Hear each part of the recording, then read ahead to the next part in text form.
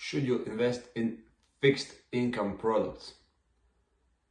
Well, that's a very good question if we talk about investing, because of course fixed income products have been staple of investing since we have investing, and various kinds of debt related products or preferred stocks has been issued since they were ever in need of capital. So it's kind of no-brainer that this is at least thing that you might consider, especially considering the fact how large this industry is and how large debt markets are in general.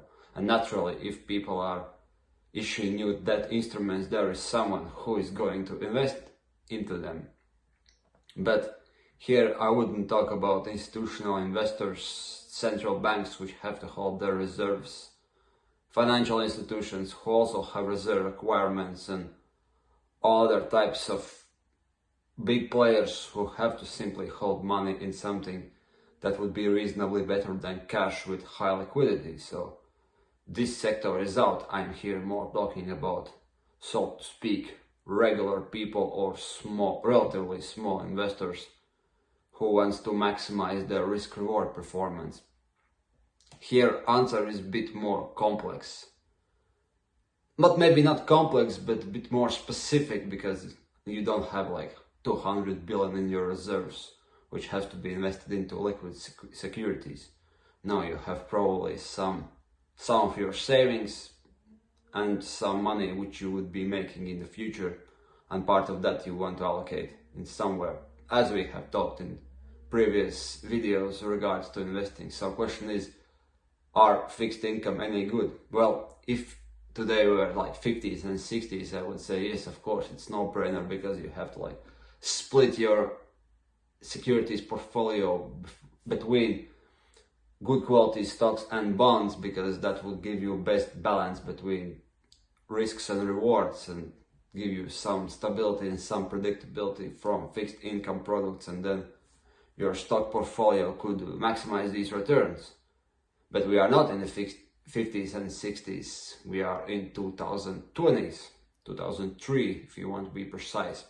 So what we do now we have seen quite a bit of interesting developments if we compare this to last decades of bond investing, and namely that is fixed income has been not that good investment for not very long, but quite a long time. You know, if you could see performance of fixed income products in times of zero interest rate policies and compare them to stock returns, the picture is not really good, especially if you take in consideration inflation and other costs, which I also have been discussing in other videos.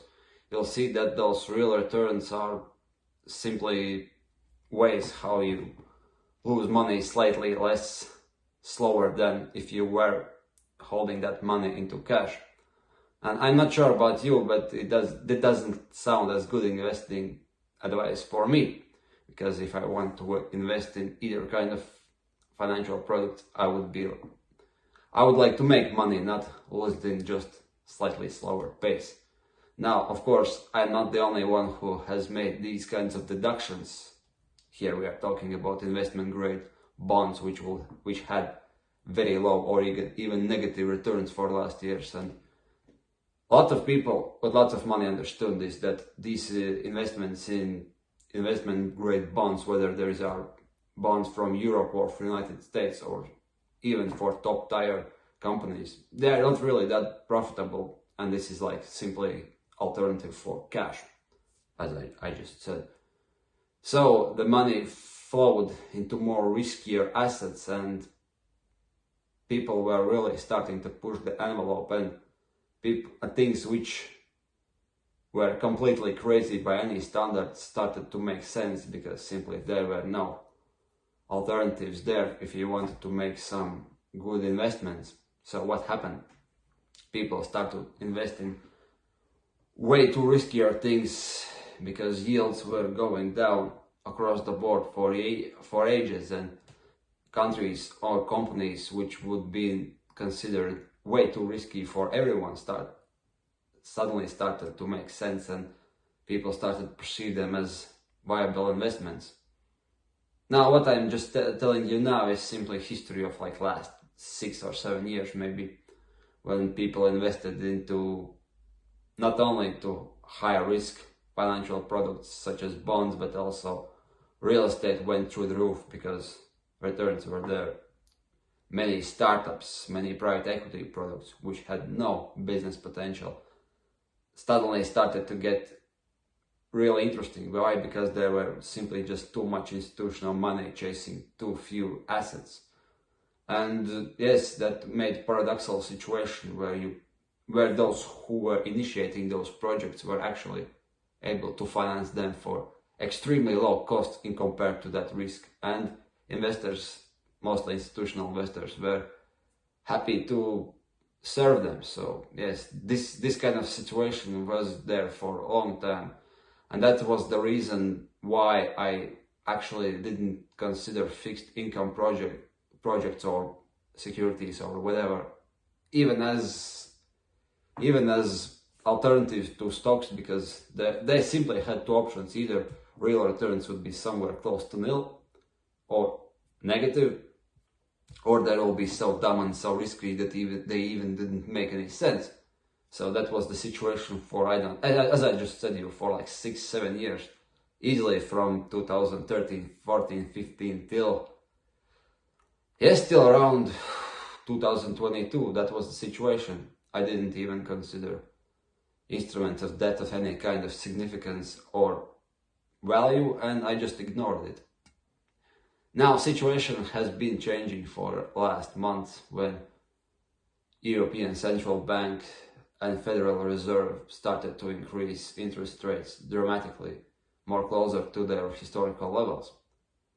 And question is, what would that bring? Now, of course, that brought many of those riskier projects I just told you about to very unsustainable positions, and there are good chance that there would be some bankruptcies and at least some turbulence in riskier projects, whether it's real estate, startups, private equity, or debt products with whom investors was, I would say, less than scrupulous and less than safe. There might be countries which were emerging markets, there could be companies with bad credit ratings and so forth. That industry would have problems, and they would move to junk bond sections where they belong. And whether this would make place for more valid investments in bonds and in other types of debt products, like would there be good corporate bonds with good yields emission or launched this year or next year? Well, this is the question. If the bond market will stabilize, if the interest rate market will stabilize, namely in the fact that the largest central banks will make more clearer policy on their interest rates for years to come, and if we would see that transferring to other debt markets, then maybe bonds will have its day, and those who just started to invest in bonds might have seen some interesting things. But unless this is not clear, I would say that I don't really see the angle for bonds in comparing to stocks. Well, that certainly was the case even a couple of years ago, and now things are changing, and when they will be changed, then we will see what will happen there. But for now, I would say last 10 plus years were disastrous for fixed income products if you were buying them, not selling them.